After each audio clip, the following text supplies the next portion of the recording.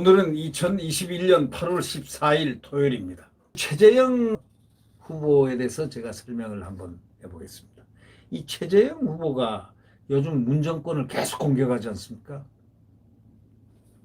그럼 왜 공격할까요? 이 최재형 후보는 그런데 이게 만만치가 않습니다. 이 최재형 후보가요, 우리 여기 대선 주자들, 지금 초보라고들 지금 많이들 이준석이가 깔보고 비판하고, 함부로 하는 그 경향이 있는 분들이 두 분인데요. 최재형 전 감사원장과 전 윤석열 검찰총장이죠.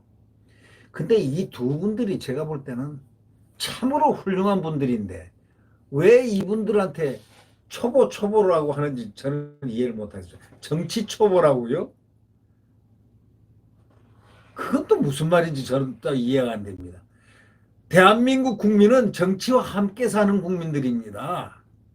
문재인 정권 만나서 처음에 뭐 잘할 거라고 생각했는데 고통을 받은 국민들은 어떻게 생각하느냐. 같이 함께 정치를 한 겁니다. 고통의 정치를 받고.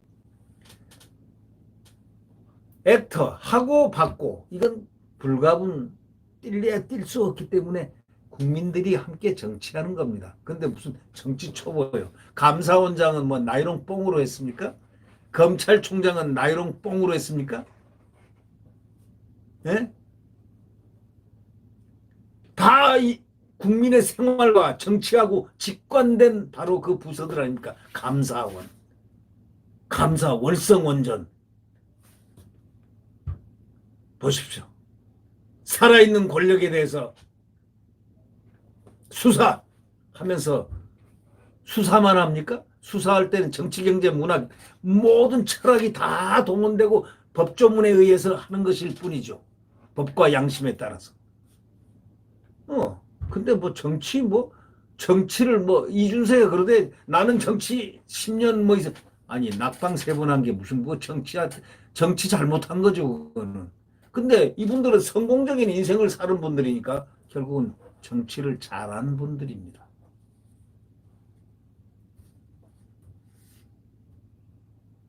의상을 입고 무대에만 안 나간 분들이죠. 그런데 뭐 정치 초년생이고 뭐고 하면 대선 후보한테 그렇게 이름을 네이밍한다는 것 자체가 그거는 말도 안 되는 얘기예요. 저는 그런 데 견해에 대해서 저는 오히려 반감을 갖습니다. 왜 정치 초년생입니까? 제가 정치를 만약에 나갔다고 한번 가정을 해봅시다. 제가 왜 초년생입니까? 정치 평론을 한 지도 얼마나 오래됐는데요. 몇십 년 됐습니다. 네. 저는 정치하면은 이준석보다 더 잘할 수 있어요. 누구라도 다 그런 생각을 할 겁니다. 그런데 정치 초년생이니 뭐니, 예? 막 공격하고 막 함부로 대하고 그리고 머릿속에 넣어가지고 들어오면 용광로 속에 집어넣고 돌려버리려고 생각하고 있지만 그게 그렇게 잘 안 되는 겁니다. 정치라는 게 바로 그것이 정치라는 겁니다. 생각대로 잘 안 되는 게 정치지. 예? 지 생각대로 될 바에야. 그래, 당대표까지는 잘 됐죠. 이 최재형 감사원장이 근데 문정권을 왜 자꾸 요즘 공격할까요?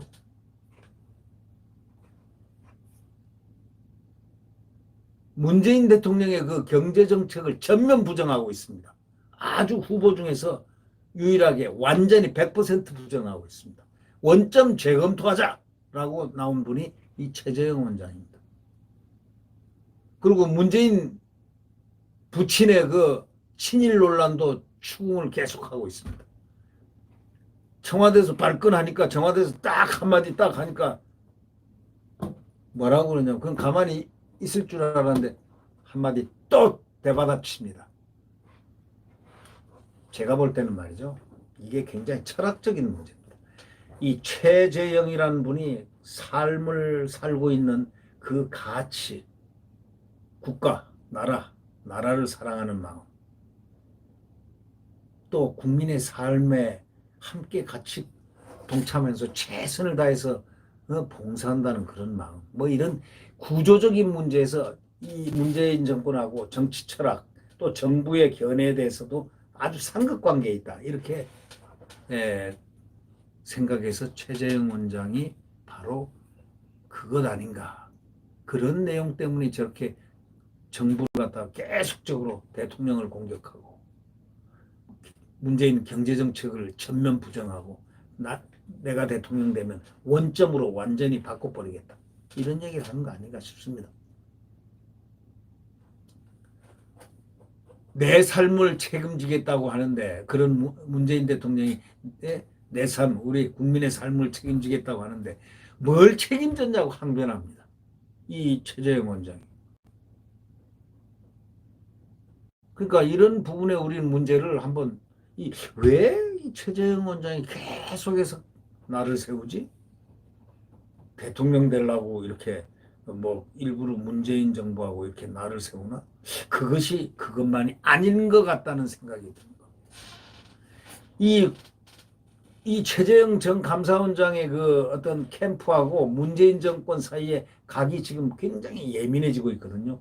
날카롭게 공방을 봅니다. 쌍방은 신상 문제도 막 서로 공격하고 정책의 영역에까지 공방을 막 벌이고 있는 바로 그런 조짐이 보이는 지금 아주 첨예한 면이 지금 보입니다. 한때의 그 인명권자를 공격한다는 그 친문 세력의 벌떼같이 일어난 그 비난에도 불구하고 최 전 원장은 현 정권 비판을 계속 이어갑니다.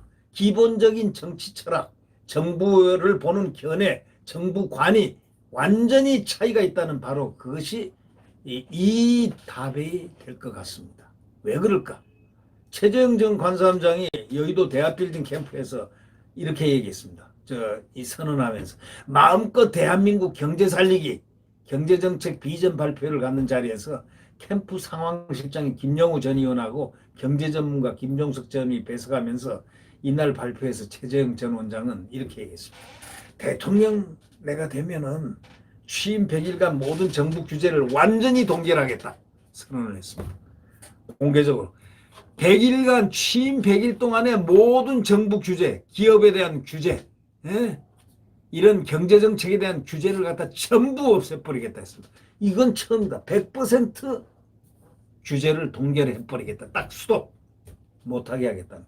문재인 정부 경제정책이 백지로 돌아가는 겁니다. 그리고 새롭게 경제를 하겠다. 다 이런 얘기죠. 그러니까 새로운 자유, 민주경제를, 시장경제를 하겠다. 바로 그거죠. 그리고 또 한마디 나아가서 문정권이 임기 중에 신설되고 강화된 불량 규제를 중심으로 규제를 원점에서 재검토하겠다는 것은 없애버리겠다는 거죠. 혁파하겠다는 그런 의지입니다. 현 정권의 규제 일변도 경제정책을 향한 강력한 비판, 바로 여기에 따른 부수적인 논리입니다. 문재인 정권의 잘못된 정책으로 자영업자, 중소기업을 포함한 우리 기업들은 전대미문에 어려움을 겪고 있다고 말을 탁 꺼낸 이 최 원장이 그날 이렇게 얘기했습니다.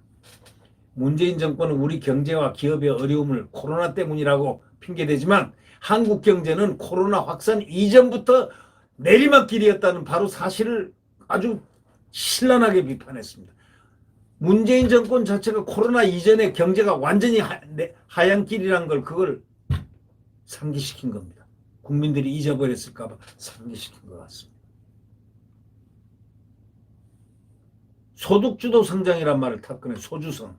소주성이라는 실패한 정책, 반시장적, 반기업적인 규제를 계속 만들어내고 헌법이 보장한 개인과 기업의 경제적 자유와 창의를 완전히 무시하고, 그래서 한국 경제가 그렇게 막강하던 한국 경제가 경쟁력은 더없이 악화되고 일자리 창출이 없어지고 바닥으로 떨어지고 취업을 준비하는 청년들 앞에 완전히 절망, 희망이 안 보였다.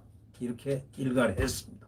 이 최재형 원장이 그날 얘기한 겁니다. 개혁 대상인 규제의 대표격으로도 현 정권이 신설한 규제가 거론된 겁니다. 개혁 대상인 규제의 대표 뭐냐? 이 정권이 신설한 규제들을 다 없애버리겠다는 거. 기업 규제 3법, 임대차 3법, 업종과 업무 특성을 감안하지 않는 획일적 주 52시간 근무제, 지역의 물가 수준 이런 걸 감안하지 않는 최저임금제 이런 것 전부 원점에서 다시 하겠다는 거. 모두 현 정권에서 신설 강화된 이런 현 정권의 가장 중요한 기업 규제 3법, 임대차 3법, 업종과 업무 특성 이런 여러 가지 주 52시간 근무제 이런 걸 전부 다 혁파하겠다는 겁니다.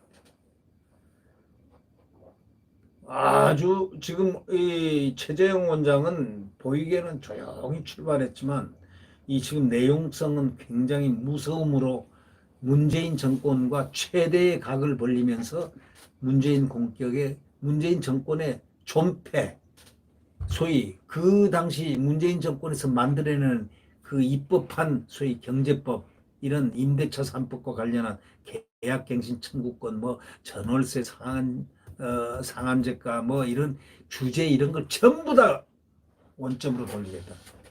없애버리겠다는 겁니다. 주택담보대출 규제는 자기가 벌어서 장기 저리로 갚을 수 있는데도 현금이 없어 집 못 사는 분들에게 자신의 소득 범위 내에서 자기가 주택을 만들 수 있는 길을 열어드리겠다 하고 100% 얘기를 약속을 했습니다. 자, 여러분 어떻게 생각합니까? 이쯤 되면은 현 정권 5년간의 경제정책을 전면 부정하는 수준의 선전포고입니다. 이거 선전포고죠. 문재인 정권 5년간의 경제정책에 대한 전면 부정 아니다 이거예요. 그래서 선전포고를 하는 겁니다. 다 없애버리겠다. 이 얘기 아닙니까? 현 정권이 실제로 경제 운영이라는 측면에서 잘한 게 전혀 없기는 하지만 그렇다고 해서 대놓고 모든 것을 원점에서 재검토하는 것은 좀 정난한 공격이라는 분석이 나오지만 함에도 불구하고 최 원장은 저렇게 얘기를 하고 있습니다. 그러니 결국 현 정권과 또 신상 문제로도 얼마나 날카로운 대립을 했습니까? 여권 일부 인사가 최재형 전 원장 조부의 행적에 문제를 제기했습니다. 그리고 캠프 앞까지 몰려와가지고 소람 딱 피우니까 최 원장 측은 그러한 기준이라면 문재인 대통령 부친은 친일파인지 아닌지 한번 얘기해봐라 이거예요. 농업개장 뭐 함흥인가 뭐 어딘가 뭐 어디서 하여튼 농업개장했다 이거죠. 아주 구체적으로 딱 얘기해요. 문재인 대통령의 부친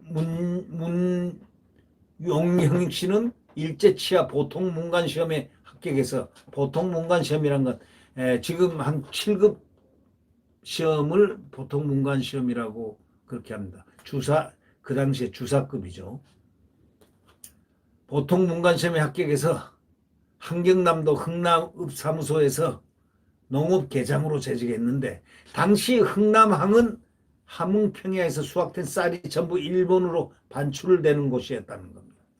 이 점이 지적을 딱 하니까 박경미 청와대 대변인이 발끈하고 최 후보 측이 대통령을 끌어들인 것은 대선 후보로서 매우 부적절한 처신임을 명심하라 하고 딱 으름장을 놓을 정도였습니다. 박 대변인은 그러면서 참고로 대통령 부친은 1920년생으로 해방 당시 만 24세라고 부연하기도 했습니다. 뭐 해방 당시 만 24세가 무슨 뜻인지 저는 모르겠습니다. 보통 문관 시험 보면 합격하면 뭐 20세에도 20살에도 뭐 개장할 수도 있는 거 아니겠습니까? 개장 읍사무소의 개장 같으면은 지금으로 따지면은 뭐 5급도 아닙니다. 한 7급, 8급 정도 되겠죠. 7, 8급이면 주사면 충분히 들어가죠. 네. 그 당시는 읍은 더 적었으니까 말이죠. 네. 자, 보시면 뭐 잘 아시겠지만 보통 문관시험 그 봤다면 보통 문관시험 봤다면 그 주사급 한 7급 시험 정도 7급 정도 되는 겁니다. 네. 그러니까 결국 만 20세 4세라 친일을 하기에는 지나치게 젊은 나이라는 취지의 해명으로 이해되지만은 물론 그 뜻을 밝기 위해서 20년생이다 뭐 이렇게 했지만 여권 일각에서 끈질기게 친일 낙인을 찍었던 6.25 전쟁 영웅 고 백선엽 장군 한번 생각해 보십시오. 그분도 1920년생입니다. 그럼 문 대통령 부친하고 동갑이고 박정희 대통령도 1917년생이라면 3살 불과 3살이라는 거 생각하면 앞뒤가 안 맞죠. 앞뒤가 안 맞는다는 그런 반론이 나옵니다. 아니 24세 그 어떻다 그게 무슨 말이냐 이거죠. 그게 어떻다는 거냐 이게. 만 24세라 친일하기에는 지나치게 젊다 어린 나이라 이런 얘기 하는데 아니 그렇게 따진다면 6.25 전쟁 영웅 고 백선엽 장군도 1920년인데 친일 딱지 붙였죠. 그러면 박정희 대통령도 17년생인데 그때 저 뭐야 일본 육사 나왔다고 그래서 친일 딱지 붙이죠. 그게 앞뒤가 안 맞는 얘기라 그런 얘기가 제 반론이 또 나올 수밖에 없는 거죠. 이처럼 최재형 전 원장의 그 캠프하고 지금 현 정권 사이에는 그 날이 시퍼렇게 지금 더 갈아지고 있는 바로 그런 이유가 그럼 뭐냐 이거. 그거는 기본적으로 문재인의 정치 철학과 문재인이 보는 정부관과 또 최재형이 보는 정치 철학과 최재형이 보는 정부관이 차이가 깔려 있다. 이렇게 볼 수밖에 없는 것. 그렇게 분석하는 거죠. 이 최전 원장 그 열린 캠프에서 천하람 공보특보는 이렇게 얘기했습니다. 과연 내 삶을 책임지겠다는 문재인 정부는 지난 4년 국민의 삶을 책임져 왔느냐고 질문합니다. 취업으로 고통받는 청년의 삶이라든가 무리한 최저임금 인상으로 고통받는 자영업자 삶이라든가 또 전셋값, 집값 급등으로 어려운 처지에 놓인 서민의 삶이라든가 또 규제에 묶여가지고 힘들어하는 그 기업인들의 삶을 언제 이 정부가 책임져 왔느냐고 압박을 했습니다. 할 말 없지 않습니까? 현실이니까. 그러면서 문재인 정부는 지난 4년 동안 국민의 삶을 책임지겠다는 선의를 내세우면서 개인의 행복을 추구할 권리를 각종 간섭과 규제, 통제로 가로막았다. 이렇게 뉴델리의 이 천하람 공보특보가 기사의 취재에 응하고 있는 겁니다. 지옥으로 가는 길은 선의로 포장되어 있다는 격언을 명심해야 한다 하면서 이 공보특보는 한마디 더 기염을 토하고 있습니다. 우리나라 헌법 제10조는 모든 국민의 행복을 추구할 권리를 가진다. 국가는 개인이 가지는 불가침의 기본적인 인권을 확인하고 보장할 의무를 진다. 이렇게 돼 있다 이거죠. 국가가 모든 국민의 행복을 추구할 권리를 지켜줄 의무가 있는 것이지 행복 그 자체를 가져다 자기들이 줄 수가 없다는 그것을 강조한 겁니다. 법조문에 있는 대로 해석을 한 겁니다. 맞지 않습니까? 국가는 모든 국민의 행복을 추구할 권리를 지켜줘야 된다 이거죠. 그런 의무가 있는 것이지 행복 그 자체를 툭 갖다 줄 수는 없는 거 아니냐. 이 점을 강조한 것. 법리론적으로 맞지 않습니까?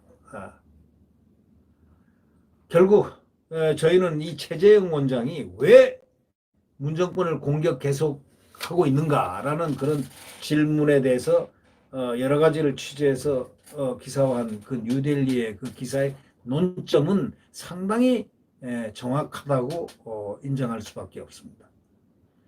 또 최재형 원장이 왜 문정권 공격을 계속하느냐 보니까 철학이죠. 또 정부를 어떻게 보느냐, 자유민주정부로 보느냐, 또 어떤 정부로 보느냐 하는 그의 견해, 그 견해, 대통령의 견해의 차이에서 이런 문제가 발생하지 않았나. 그랬기 때문에 이 정권을 박차고 나와서 대통령 후보에 나서지 않았느냐 하는 생각이 듭니다. 최재형 왜 문정권을 공격을 계속하느냐라는 이유에는 그의 정치 철학이 기본 철학이 다르다는 얘기죠. 자유민주주의에 대한 철학이라든가 정권에 대한 철학이라든가 정부가 어떻게 해야 되는 것이 그거라든가 이 최재형 원장의 것은 국민의 기본권을 상당히 중시하고 있습니다. 아니 국민의 기본권 이상 더 중요한 게 뭐가 있겠습니까? 네, 네 구독 버튼과 엄지를 눌러주시면 감사하겠습니다. 여러분 주말 평안히 또 강건하게 지나시길 바랍니다. 안녕히 계십시오.